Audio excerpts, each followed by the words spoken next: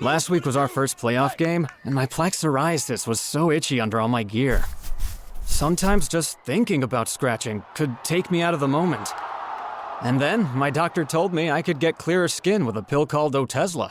Otezla apremilast is a prescription medicine used to treat adult patients with plaque psoriasis for whom phototherapy or systemic therapy is appropriate. Otezla can help you get clearer skin after just 4 months. Okay, ready for the next game. Talking to my doctor about a pill was a total game changer. Don't use Otezla if you're allergic to it. Get medical help right away if you have trouble breathing or swallowing, swelling of the face, lips, tongue, throat, or arms. Severe diarrhea, nausea or vomiting, depression, suicidal thoughts, or weight loss can happen. Tell your doctor if any of these occur and if you have a history of depression or suicidal thoughts. Live in the moment. Ask your doctor about Otezla. Call 1-844-4-OTEZLA or visit Otezla.com for prescribing info about cost, and more. Good news. A new study shows that small changes to how you eat today could mean a stronger, sharper, more independent you tomorrow. Let's dive in.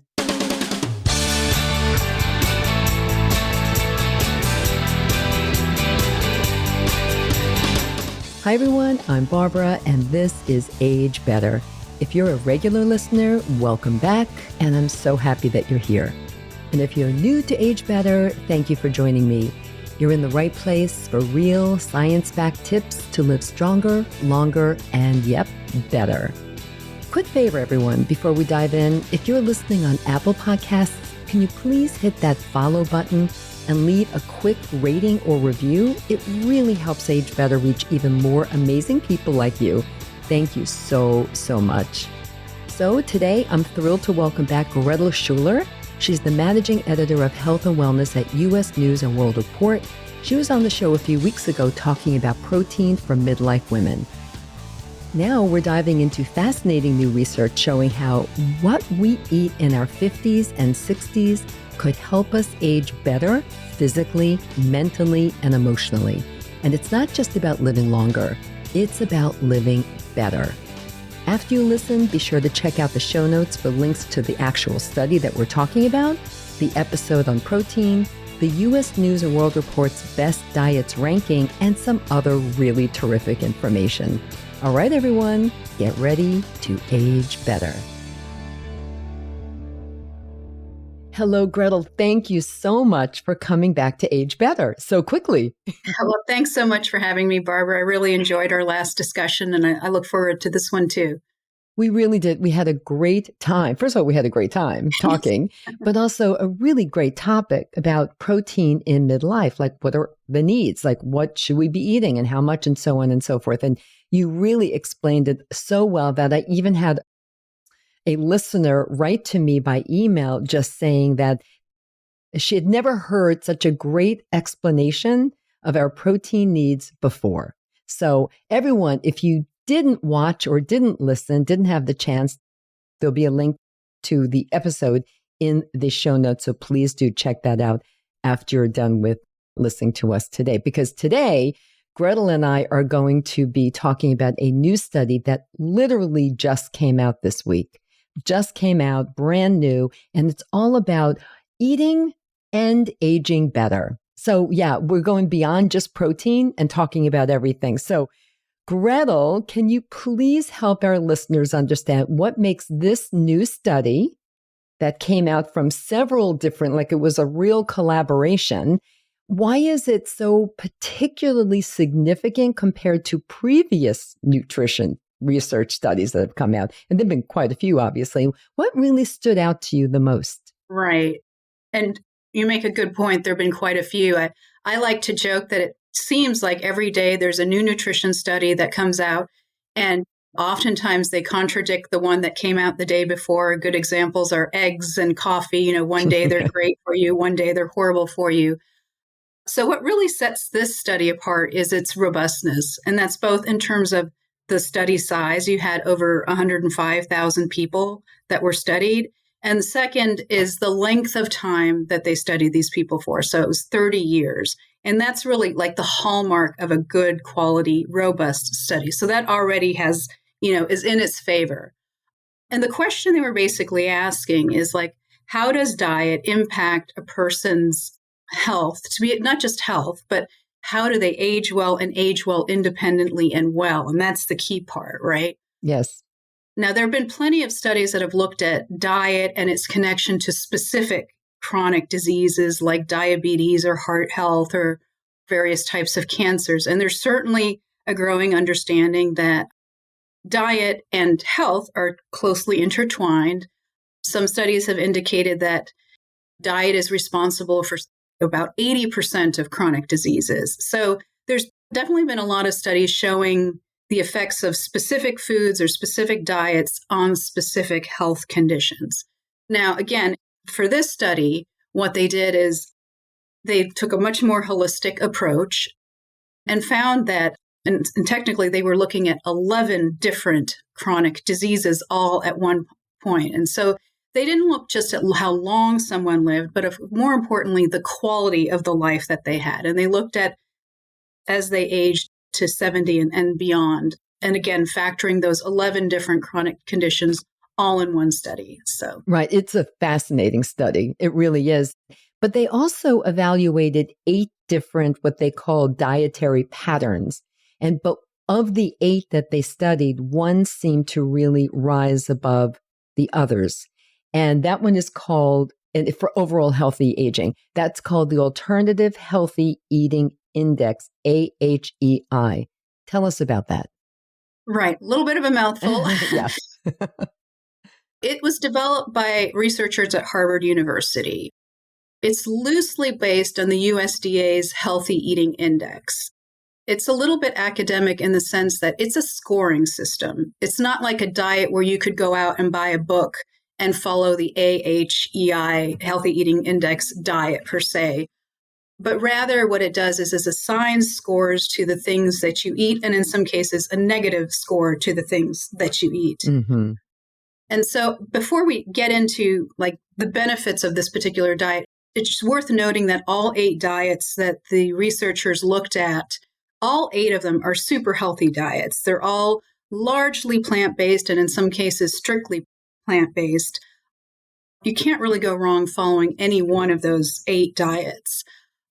And they also, what the researchers did, and again, scoring, because if you think about it, you've got over 100,000 people, and they're all like writing in their journals what they ate. And let's be honest, it can get subjective. Like sometimes I think I ate really well one day, but if I were actually to go back and look, maybe not all so great. And so what the researchers did is assign like a point value system almost. So if you had 5 servings of vegetables a day, you might get 10 points. If you didn't eat any vegetables, you get 0 points. And so the Alternative Healthy Eating Index is essentially that. It's a way to measure or score the foods that someone is eating, and obviously placing higher value on fruits and vegetables and whole grains and lower values on processed foods or not eating the good foods.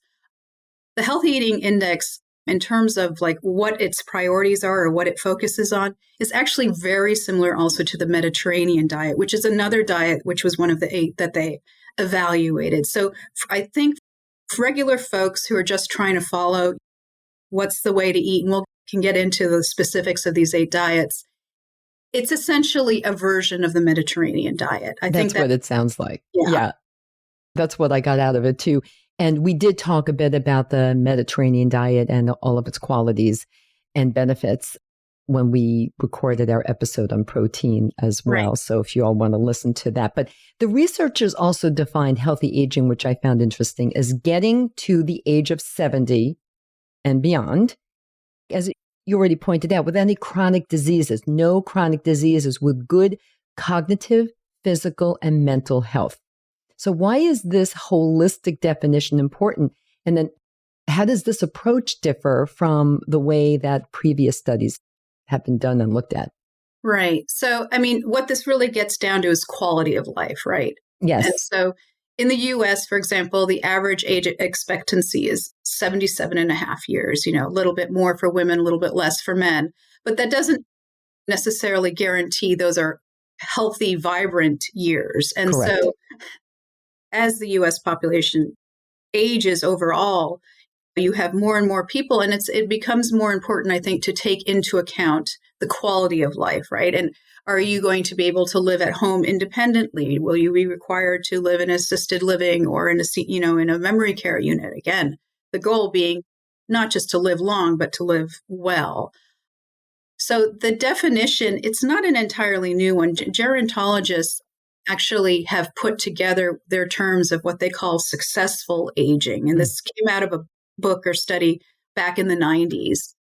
And there's 3 points to aging well or aging successfully. One is being free of disease or disability. The second is having high cognitive and physical abilities, so both sharp in mind, but also being able to lift the groceries or walk up the stairs, sort of the activities of daily living. Functional fitness. Exactly. Mm-hmm. And then the third, and this is one that's getting a lot of attention lately, is interacting with others in meaningful ways. As you know, like the loneliness epidemic, the health effects of loneliness have certainly been big in the news. And so that's an important element when we think about aging well and aging successfully.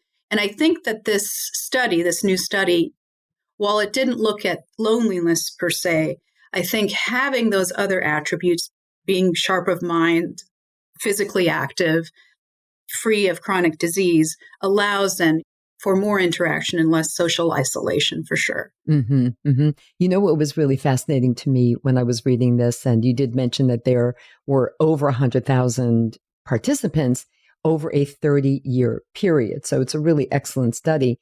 And what was fascinating is that only from this group, only 9.3% of the participants achieved healthy aging, as we just described it, getting to 70 without those chronic health issues. So what does this tell you and tell us about our current dietary habits? Right. This to me is the most important question that I'm asking you today. And it's not a great answer. Only 9.3% hit the mark? Yeah. I mean, I guess the first thing we should say, it doesn't speak very well of the average American diet. And it's also worth noting, like you said, those 105,000 or so people that they followed, there were all nurses and other health professionals. Right. So they should know better. One would think that they would tend to be eating better than your average American. But I think this just further emphasizes generally how terrible the average American diet is. It's loaded with highly processed foods, the prevalence of fast food places, our tendency to eat on the go, to eat distracted. Portion sizes, of course, are huge compared to, portion sizes in other countries. So, we have a lot going against us. Even if we want to try and do the right thing in terms of eating well, it's easier to grab something from the fast food place or to eat unconsciously almost while we watch TV or in the car even. So there are many things sort of loaded against us to try and eat healthy. And so, I do think this is a very poignant example of how poor the average American diet is. Right. I mean, what came out of that, of course, and you just mentioned it, was our high intake of ultra processed foods that we just can't seem to shake it. I mean, we've been hearing about processed foods forever, it seems like. We know this. So why is it so hard? You mentioned quick, easy, inexpensive. I mean, everyone's rushing, everyone's working long hours. I mean, it really is different. Of course, one thing that came to mind when I was reading this study and then preparing my notes to talk with you was not long ago, I had a really great guest on, and she had written a book about the Swedish way of life, the lagom, it's called, lagom. And it's she wrote a book about it with her mother, who is from Sweden. Lovely book, wonderful, lovely conversation. I thoroughly enjoyed it because I wanted to just jump through the computer and say, I want to go live in Sweden. So everybody should live like this. There is no loneliness. They all eat together. They don't eat processed foods. They eat kind of the way we talked about in our last episode, Gretel. Right. A lot of protein, fruits, vegetables, good grains, beans. It just was an incredible thing, but it was a normal way of life. Right. Whereas ultra processed foods, for us, that's the normal way of life. It's the antithesis of lagom. And it really struck me. Yeah. I mean, in some cases, it's almost hard not to buy them, even when you're trying.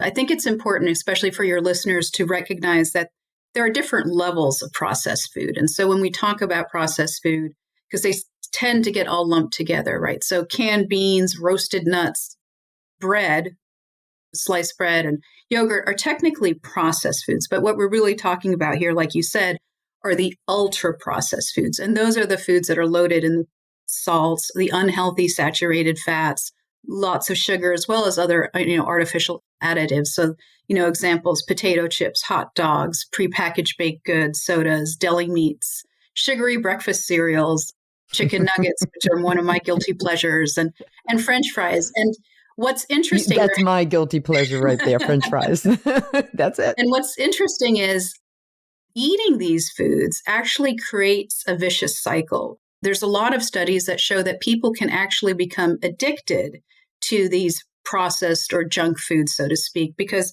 we're kind of getting a high off that sugar and that salt and that fat, and that magical combo of all those things. And experts do talk about, legitimate junk food addiction. So I guess in some ways, the cards are loaded against or stacked against us when we're trying to eat healthy. And in the study that we're talking about, it was really what I thought was interesting was because overall, if you followed these diets, any of those 8 diets to a T, you're going to age well, you're going to age successfully. But what they found was those who ate more trans fats, those who ate more salt, sugary drinks, red or processed meats, they had a 32% reduced chance of healthy aging. I mean, that's huge. That's huge. It really is. Yeah. Yeah. And how it impacts, we mentioned their definition of get to age 70 and beyond with your mind intact, your body intact, and so on and so forth.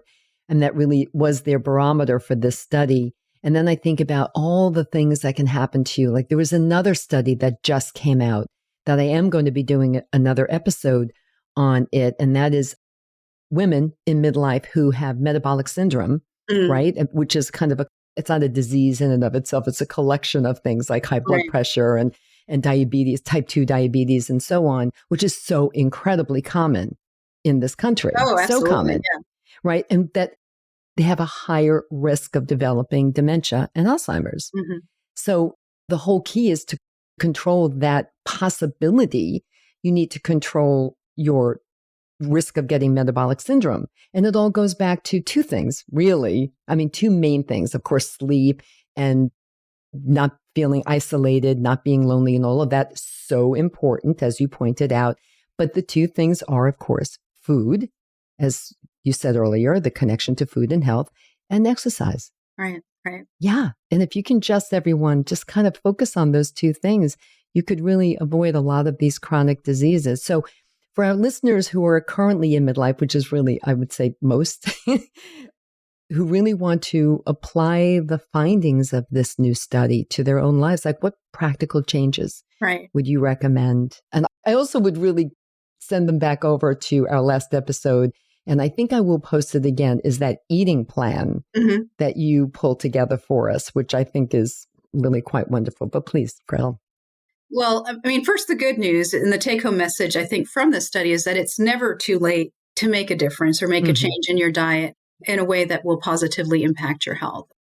So if we wanted to start first with how do you avoid getting sucked into those ultra-processed foods, because they are so tempting, and you go to the grocery store and they're screaming out at you sometimes. So I have personally found one of the best tools not to sort of succumb to the call of those delicious, crunchy, salty, sweet snacks and so on. And I have the worst sweet tooth. I have to admit that. It's not sexy, but meal prepping can go a long way. And so what I mean by that is, like, I try to make sure my fridge and my pantry are full of alternatives to that salty, crunchy, sweet stuff that you sometimes really crave. And instead of reaching for the bag of salty potato chips, for example, make sure, like for me, pickles in my fridge, a bowl of nuts for that salty crunch. Yes. Nutella, 1 spoonful of Nutella globbed on some apple slices. It sort of satisfies that sweet craving, but you still get your fruit, and then fruits. I think it's amazing if we start to cut down sugar in our diet, how quickly, if you actually have something sweet later, like a cookie, how overly sweet it begins to taste. And like trying to substitute your sweets and your desserts for fruit. Yeah, it only takes about a week or two for you to sort of recalibrate your taste buds for that to sort of satisfy your sweet tooth. Mm-hmm. The other interesting take-home message from this study is that they found that for every 20% increase, again, because they used a scoring system, every 20% increase in diet score, it was a close to a 20% decrease in the risk of early death. And so a 20% increase in your diet is actually very simple improvement in your diet using their rating score. And so one example that they actually gave in the study was if you replaced one serving of processed foods or foods with high in saturated fats with nuts or beans or legumes or avocado, that's all you'd have to do. That would be enough to bump up your score 20%. So it's just incredible. It's really not that complicated, is your message. No. So baby steps are the way to go here. You're more likely to stick with them, and they actually add up and they make a difference. So other things that you can do, if time or budget is an issue, buy the frozen vegetables, buy the canned vegetables and fruit. Look at healthy, unsweetened versions of oatmeal. There are plenty of healthy, budget-friendly options that you can. And I'm going to share what I made for dinner last night that my son, who is 18, ate. It wasn't his favorite meal, but I made a meatloaf. But to that meatloaf, I added a can of beans, several cups of oatmeal, carrots, celery, and mushrooms, as well as garlic and onions. So that at the end of the day, yes, it seemed like meat, but I managed to sneak in a whole lot of vegetables as well and fiber as well. You really did. I never would have thought about putting in oatmeal. Mushrooms for sure. And beans, interesting, into a meatloaf. I'm going to think about that. But oatmeal, interesting. Yeah. And you don't even notice it. It cooks right down in it. So yeah. Sneaky. But again, it's less about, and I think for people too who are afraid to make big changes to how they eat, it's really, again, about adding good stuff rather than worrying about removing something. So the more you add, you'll naturally sort of start to push out the things maybe you shouldn't be eating as much because you're replacing or filling it with good, healthy items. So yeah. Exactly. One thing I thought of before when you were talking about the craving for something that's sweet and crunchy and maybe a little salty is, to me, the first thing that came to mind was what we talked about in the last episode. And you did say apple slices, but with peanut butter. Oh, yeah. It's like you kind of check with that. And you get a little healthy fat. You get some protein, you get some fruit, you get the crunch, you get the sweet, you get the salt. It's like a perfect little snack. And that's what I do now. I've been following that way of eating. I don't want to call it a diet because we always think diet. Right. But that way of eating, I've been following it since you and I talked. And you shared that meal plan with me. And it's been shared to hundreds and hundreds of people at this point. So yeah, I think that's a very good way of eating. So it's an interesting thing, your job. I mean, I love your job. As I've said in the intro, you're the managing editor of U.S. News and World Report, and you cover all health and wellness content, but you also oversee the best diet lists that come out every year, which is so, so cool. And they come out usually in January, right? So as the person who oversees all of that, how do these research findings align with the diets that typically perform well? I think you kind of already answered that, meaning we know, I think since 2019 or maybe even earlier, the Mediterranean diet has been the number one diet plan. Yeah, I think 8 years running now. So yeah. 8 years running. Yeah. Wow. Okay. So even longer. Yeah. So how does that compare? But I think it's similar. Yes? Well, I think the good news for us, this shows we're doing our job right, because of the 8 diets that were evaluated, 5 are actually on our top ranked diets that we have evaluated. Those would be the Mediterranean diet that we talked about, the DASH diet, which again is also plant forward, but puts a little bit more restrictions on saturated fat and sodium. And initially was designed for heart health in mind and hypertension. The MIND diet, which is a combination of the DASH and Mediterranean with a stronger focus on brain healthy foods. And then some of the other diets that the researchers included, they had a little more technical names in their journal study, of course, but one of them is basically a version of Dr. Weil's anti-inflammatory diet, which is one of our well-rated diets, and the vegan diet, which was on their list. And as we mentioned before, the Alternative Healthy Eating Index is essentially a version of the Mediterranean diet. And then the last diet on their list of 8 is essentially a low glycemic index diet designed for people with diabetes. So that is not something we evaluate specifically. And in fact, for our category of best diets for diabetes, the Mediterranean diet was actually the winner. So again, as I mentioned earlier, all 8 diets that were evaluated are essentially either very plant forward or almost entirely plant-based. There's some minor differences, but generally they're quite similar. That's a key takeaway right there, is that really the best way to eat is to have very little animal protein, right? Correct. If Yes. any. Or if you do, kind of at moderation is the key. Well, and if you're going to get the protein right, get it from seafood or fish versus red meat for sure. So it's, in fact, both the Harvard version and the Mediterranean diet, that's one thing, is like the seafood twice a week is sort of what's recommended as your source of protein, as well as obviously beans and other things like that. But, and again, it's really the red meat that we're talking about, limiting as much as possible or avoiding altogether, depending on the diet that you're looking at. Right. So the researchers also suggested that these findings could help shape future dietary research studies and guidelines specifically. So from your perspective, you're at the intersection of nutrition research and public health communication. What changes do you think could come from this study for dietary recommendations in the future? Right.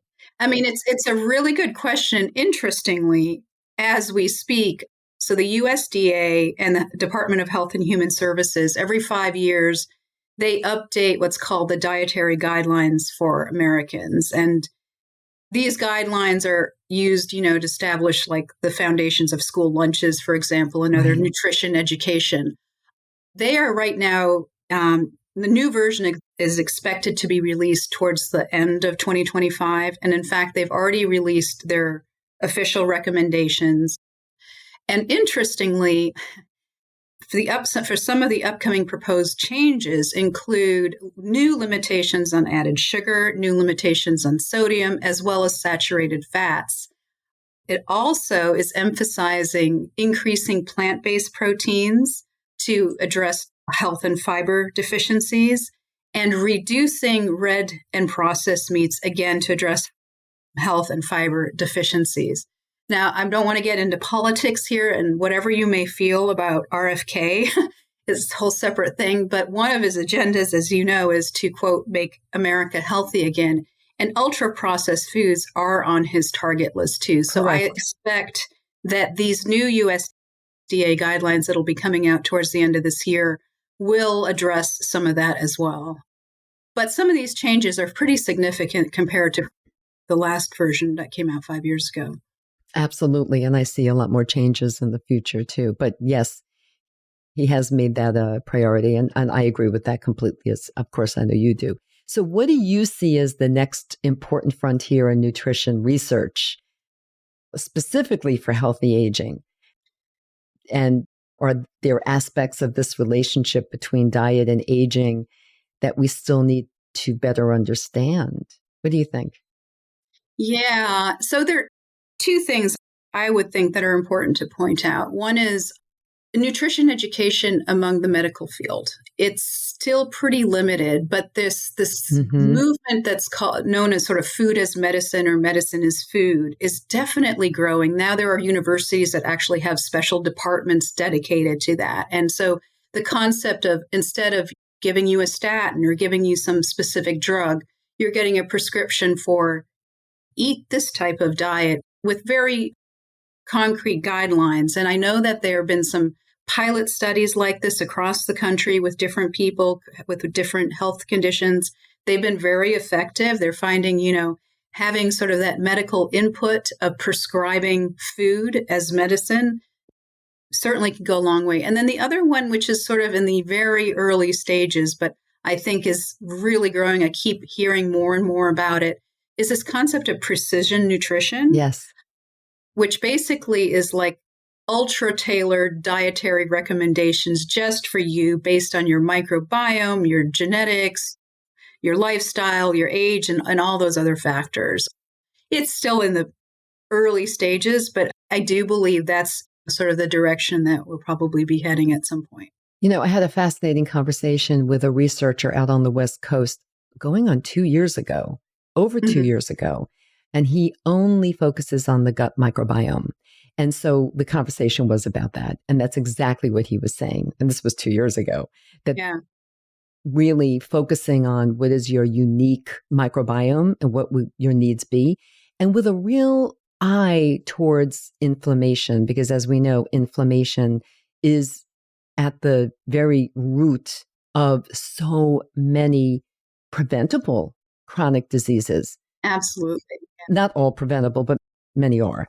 And so that's a great interest to me personally. In fact, I've been thinking about having him come back on soon to see if there's been any updates for 2 years. I mean, what are you doing in that lab over there on the West Coast? Well, it's interesting you bring that up. You can go to your pharmacy and buy probiotics, general probiotics for health, but there are a slew of patented probiotics coming out with very specific strains that are intended for very specific purposes. And, some of these are new on the market. Seed is probably one you may have heard of. It's very popular, but it was developed, I can't remember the university now, but it was developed by researchers at a particular university for the purposes of improving gut health, which in turn, as we know, our gut is sort of our second brain and all of that. So the microbiome, a big, I think there's so much more. It's kind of like our last undiscovered territory to explore. Yeah, I think that really is where the future lies. I really, really do. And I believe that 2 years ago when I was speaking with him. Sean Gibbons, we stay in touch on social media, but I think it's time for him to definitely come back for sure. Well, Gretel, again, thank you so much. You are just a wonderful guest. I saw this study and I immediately emailed you, said, we've got to do this episode like this week, right now. We got to do it. And you did. And I really appreciate that so much. I do enjoy our conversations and hopefully it's helpful. Always helpful, always helpful. But before I let you go, what are your 3 biggest takeaways you really want everybody to remember? Of course, I don't let anybody get off without telling me. Well, I am going to go back to that idea of being prepared in the fight against ultra-processed foods, as I like to call it, because it's a battle. It is a battle. And I can speak personally, like I will get the worst cravings. So if I have those healthy alternatives that check the boxes of what a bag of potato chips might do, kale chips is a great one. Even little containers of baby carrots. And then I'll just dip them in whether it's tzatziki or hummus or something, but it's got that crunchy, it's got the salty, a little bit of the fat too, depending on the dipping sauce that you're using. Making meat sticks are one. I know there are bad versions of meat sticks, but I think meat sticks are easy, sort of somewhat processed, but not ultra. You can find some. What is a meat stick? Do you mean like beef jerky? Well, not beef jerky. They are actual in stick version. You can find ones that are grass-fed, organic, that have no additives. It's essentially like highly concentrated meat in a stick. But again, no kidding. Okay, this is new information. I didn't know that existed. Okay. But I mean, if you've got to have, it's a little bit salty, but if you're going to choose, let's say, pre-made snacks, it's one of the better options out there. Okay. Roasted chickpeas is a great one too. Take a can of chickpeas, put them on a baking sheet, stick them in the oven with your favorite spices. They're crunchy. they've got spice, they've got great fiber. Again, I think because we all want to have those things that are salty and crunchy often, try to find healthier versions. Yep. My number 2 would be, again, meal planning, and not just for having the snacks, but if one day a week you sort of roughly plan what you're having for the week, it'll minimize those last minute trips to the fast food place or picking up something, frozen food or frozen dinner or whatever the case might be. And then I keep saying this over and over, but the baby steps of adding more plant foods to your plate, right? Mm-hmm. And the more, as you start to add the plant foods, you sort of shift out the other stuff, that the red meats or whatever that but you may not want to eat as much of. But if you try, and I think the best way to do this is try going meat-free one day a week, then work your way up to 2 days a week. And suddenly you may find out you can do it for all 7 days. But even just a couple days a week is already a huge improvement. Great tips, Gretel. Really, thank you so much. And everyone, in the show notes, I will have the link to the last episode that Gretel and I did about protein. And, we talked about some other things as well. I think you'll really enjoy and get a lot out of that episode. And also, U.S. News and World Report has done, many articles about health and aging and nutrition. But Gretel did send me the links to a few that I think I read through them all. I think are really good reading, some more background reading for you. The connection between nutrition and healthy aging so that you can age better. And really, also the study itself. So I'm going to actually put in the show notes the link to an article from Harvard that explains the study. So you can just kind of dig a little bit deeper, everyone. So Gretel, thank you so much for joining me today. I really appreciate it. And I know you'll be back soon. Well, thanks too much to talk for having about. me, Barbara. Lots to cover, and I very much enjoyed it. Lots to cover. And everyone, thank you for joining in. Really, really, really thank you so much for taking the time out of your busy day to spend a little bit of it with us. And please come back next week where we'll have another episode. All right. Talk to you soon. Thanks. Bye. Thanks for tuning in, everyone. If you enjoyed this episode of Age Better Podcast, please do a few things. First, share it with all your friends and family. Then subscribe to Age Better wherever you listen to podcasts, including YouTube, so you never miss a single episode. Finally, if you have ideas for topics you want me to cover in a future episode of Age Better, send an email to agebetterpodcast@gmail.com or reach out to me on social media.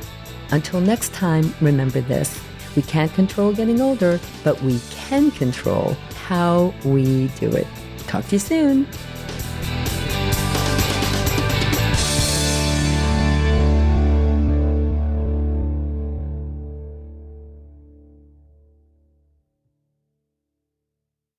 Age Better Podcast is a proud member of the Sound Advice Network. Sound Advice, women's voices amplified.